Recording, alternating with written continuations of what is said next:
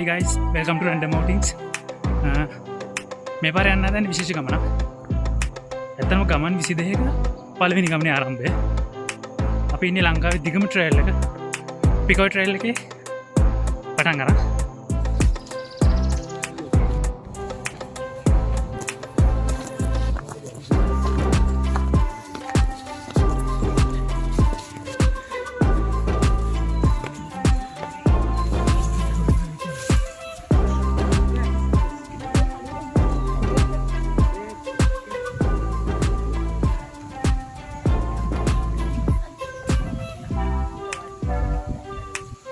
පිකෝයි trail එකේ ආරම්භ තැන හන්තාන ඉඳන් ගලහට කිලෝමීටර් 12.5ක්. ඒක තමයි අපේ ෆස්ට් ස්ටේජ් එක. ඉතින් අද පටන් ගන්නවා අපේ පළවෙනි ස්ටේජ් එක. එහෙනම් එන්න මාත් එක්ක එකතු වෙන්න. හන්තාන ඉඳන් අපි යමු ගලහට. පිටිපස්සෙන් එන්නේ අපේ ටීම් එකේ කට්ටිය.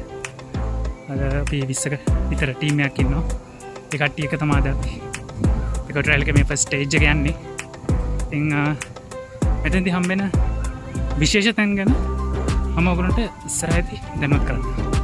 එහෙනම් අපි යමු පිකෝයි ට්‍රේල් එකේ මේ රැන්ඩම් අවුටින්ග්ස්.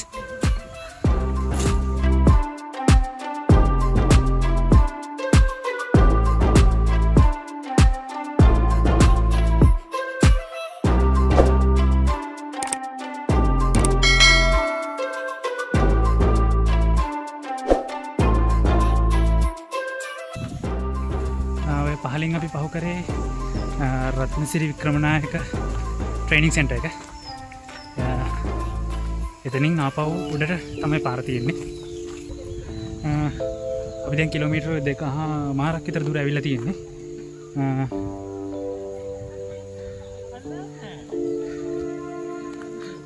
ඇප් එකක් තියෙනවා පිකෝයි ට්‍රේල් ඇප් එක. ඒකත් දාගෙන තමයි යන්නේ. ඉතින් ඒකේ හැටියට දැන්ට ගිහිල්ලා තියෙනවා අපි කිලෝමීටර් 2.5ක් විතර දුර ඇවිල්ලා තියෙනවා. තව කිලෝමීටර් 9.300ක් විතර දුර යන්න තියෙනවා.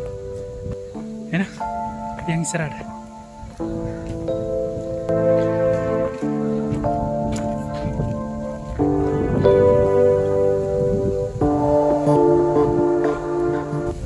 අපි තවත් ඉස්සරහට ආවා. දැන් අපි ඉන්න තැන ඉස්සරහින් තියෙන්නේ මේගොල්ලන්ට පේන එක පැත්තකින් කටුසුකොන්ද. ඉතින් හන්තාන මවුන්ටන් රේන්ජ් එකේ තියෙන විශේෂම තැනක් තමයි කටුසුකොන්ද. හයික් එක නම් අපි යන්නේ නැහැ. ඒ වුණාට මේ ට්‍රේල් එක ඉස්සරහට යනකොට අපිට දකුණත පැත්තෙන් කටුසුකොන්දේ හොඳ වීව් එකක් මේ විදිහට බලා ගන්න පුළුවන් මේ ට්‍රේල් එක ඉස්සරහට යද්දී.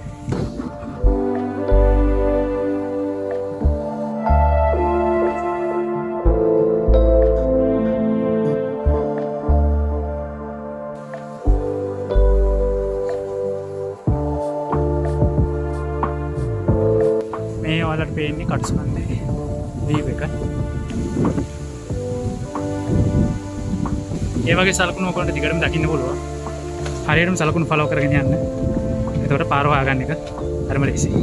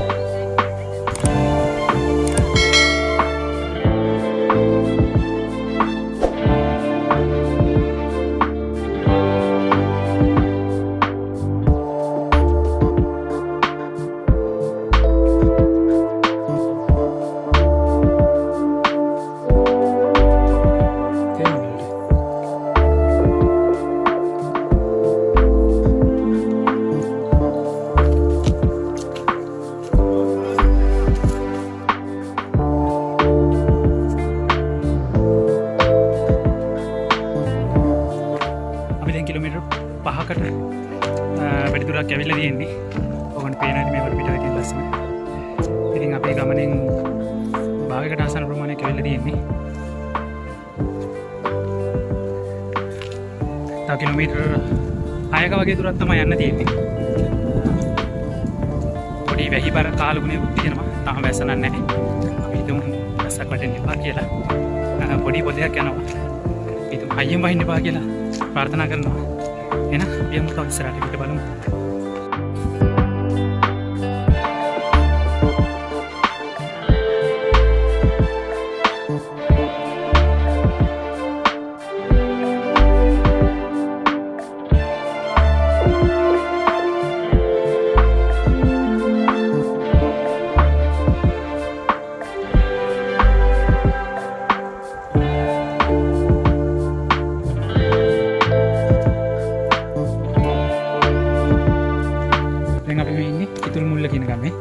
ඉතින් මේ වෙනකොට අපි කිලෝමීටර් 6කට ආසන්න ප්‍රමාණයක් ඇවිල්ලා තියෙනවා සම්පූර්ණ දුරින් භාගයක් කියන්නේ. අපි යමු තවත් ඉස්සරහට.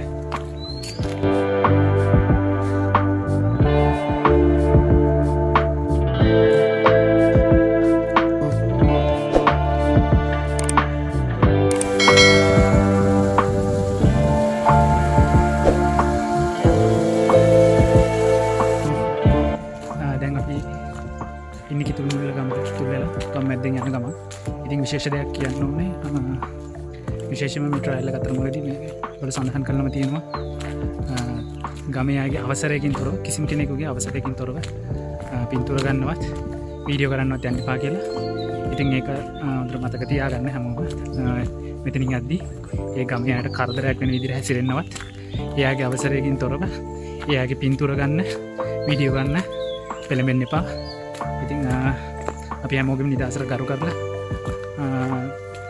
අපි සංචාර කරන්න ඕනේ.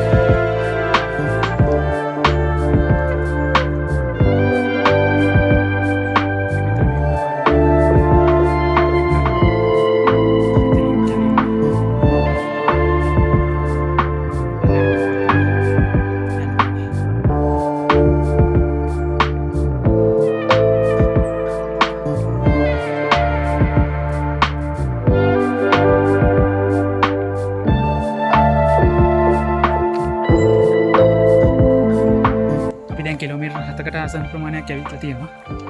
පැය 3යි විනාඩි 50ක් ගිහිල්ලා තියෙනවා. සාමාන්‍යයෙන් නම් මේ වෙනකොට පැය 4කින් වගේ සම්පූර්ණ කිලෝමීටර් 12 අවසන් කරන්න පුළුවන් සාමාන්‍ය පුද්ගලයෙක්ට.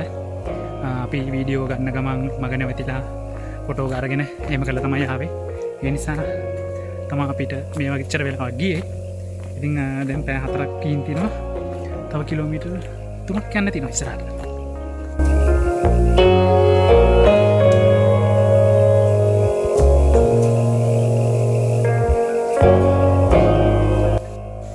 දැන් අපි ඉන්නේ ගලහා හින්දුකෝවිලකාව.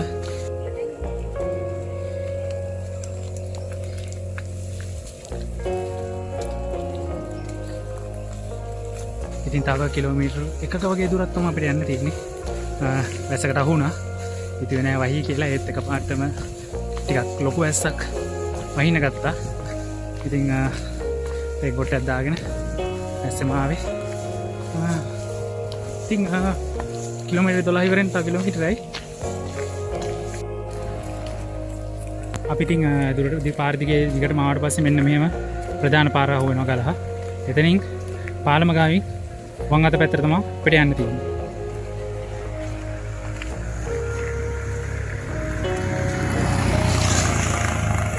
අපි ඔය ඉස්සරහා ත්‍රිවිල් එක යන පාරෙන් තමයි ආවේ. ඇවිල්ලා පාලමෙන් වම් අත පැත්තට ඇවිල්ලා ඊට පස්සේ එතනින් පාර පැනලා මෙන්න මේ තියෙන මඩුව ගාවින් මෙතනින් කෙලින් උඩට ආවා. මෙහෙම එන්න තියෙන මෙතනින්. මෙතන පාර පොඩ්ඩක් හොයාගන්න අමාරුයි එකපාරට, මොකද සයින් එක මකලා තියෙන්නේ. එතනින් උඩට ඇවිල්ලා මෙහෙම මයිනස් කැලෙන් උඩට යන්න තමයි තියෙන්නේ. අපි දැන් එලිම ෆයිනස් කැලේ දිගේ උඩට නගින ගමන් මේ පාරෙන් ෆයිනස් කැලෙන් උඩට ගියාම තමයි අපිට අනිත් පාර හම්බෙන්නේ. ට්‍රේල් එකේ එන්ඩ් එක තියෙන්නේ මේ පැත්තේ. මේ පල්ලෙන් පේන්නේ අපි ආපු පාර. පාලම ගාව ඉඳන් මේ ෆයිනස් කනේ මැද්දෙන් කෙලින් උඩට ආවා. උඩට ආවම මෙතන පාර ගාවට ආවා. මේක ෂෝට් කට් එකක් ඇත්තරම. මෙතන පල්ලෙන් ඉඳන් ෆයිනස් කැලේ දිගේ උඩට එන්න පුළුවන්. ඇවිල්ලා එතනින් ඔයාලගේ දකුණු අත පැත්තට. දකුණු අත පැත්තට කෙලින්ම යන්න තමයි අපිට තියෙන්නේ.